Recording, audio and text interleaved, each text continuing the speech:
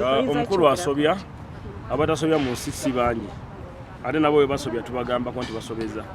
So ye omwana Abba Makasi, omwana waffe tumuzaala, omwana wa muganda wange Chameleon, waba ayina kibi kyalaba ddembe ly'okukyogerako naye musabye nga ankowe akyogere ng'awa abantu abakulu ekitiibwa naye akyogere kubanga bwe tutayogera bizibu ebituluma tujja kufuna obuzibu.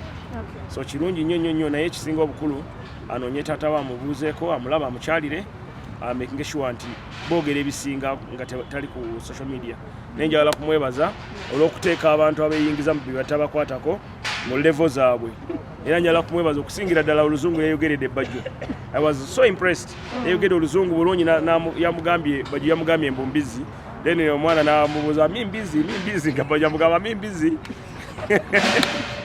So yanyambye yakoze bulungi. Then nasirisa buli yabadde ayogera amusirisizza. So I want to thank you, young man. You're a good boy. You use your constitutional rights. Omwana ayina eddembe lye okwogera ku kimuluma. Ate mu America ate eddembe lyo lyasukka kuba omwana ayina n'eddembe okulopa kitaawe nti yatamidde nnyo akubye maama wange. Ne bakusiba ne bagaana n'okuyingira mu nnyumba. So ate wano mu Uganda nga minisita w'abaana mbawa eddembe lyabwe bakole kye baagala naye bawa abazadde baabwe ekitiibwa naye boogere kubanga batayogere bajja kunyiga nga kanakaana ke banyigidde mu kinaabiro. Omukazi ke yamenyeemenye omukazi sitaani oyo ow'ekabaali naye simanyi nti abantu b'ekabaali nabo waliyo abantu abalina okugenda mu zoo. Oyo mukyala alina okutwalibwa mu zoo era mbuzi abazoowa balinamu kakeegi mwetusobola omuteeka abeere mu keegi abeere naye nga alayoni abeere mu zoo ababeera bamulabire mu zoo. Okusinziira ku Abba agamba kitaawe amukubira okuva yavayo n'ayogera takwata masimu ge. Ajja kukwata ebya family sagala kuyingira ku ya family kubanga wanakwata oba takwata that is none of my business. Chameleon is my brother. Abba is our son. Abba has a right to express his dissatisfaction and he also has a right to express his challenges. He has a right as a son.